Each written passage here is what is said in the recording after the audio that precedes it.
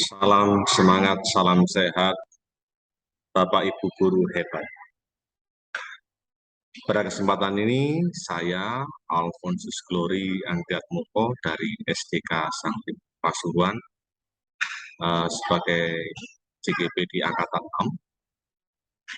6. Saya mau merefleksikan kembali apa yang sudah menjadi bagian daripada gagasan yang bisa diterjemahkan dalam rangka untuk memperkuat kembali bahwa mungkin saat ini saya atau Bapak Ibu guru perlu mendapatkan soal perhatian, perlu mendapatkan soal keterampilan, pengetahuan yang mampu mengarahkan setiap apa yang kita lakukan dalam melayani kebutuhan peserta didik sesuai dengan konsep yang digagas oleh Ki Hajar Dewantoro.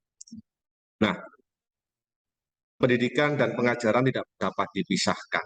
Menurut Ki Hajar Dewantoro, bahwa pengajaran atau dalam bahasa Belanda disebut sebagai onderwijs adalah bagian dari pendidikan. Pengajaran merupakan proses pendidikan dalam memberikan ilmu dan berfaedah untuk kecakapan hidup para peserta didik secara lahir dan batin.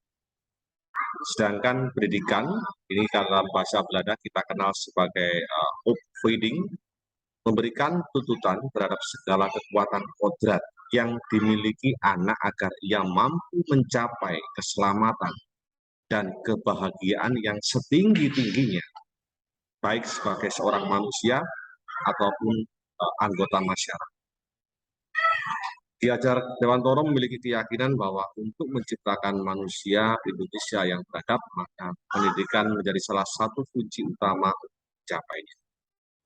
Nah, dalam hal ini, pemikiran tentang dasar-dasar pendidikan yang sudah digulirkan oleh Ki Hajar Dewantoro sendiri bertujuan untuk menuntun segala kodrat yang ada pada anak-anak agar mampu mencapai keselamatan dan kebahagiaan yang setinggi-tingginya. Seorang pendidik harus bisa melayani segala bentuk kebutuhan. Hal ini berkaitan dengan model dan metode belajar yang perlu diberikan karena siswa yang kita hadapi itu berbeda-beda. Oleh sebab itu, pembelajaran harus terpusat pada aktivitas siswa.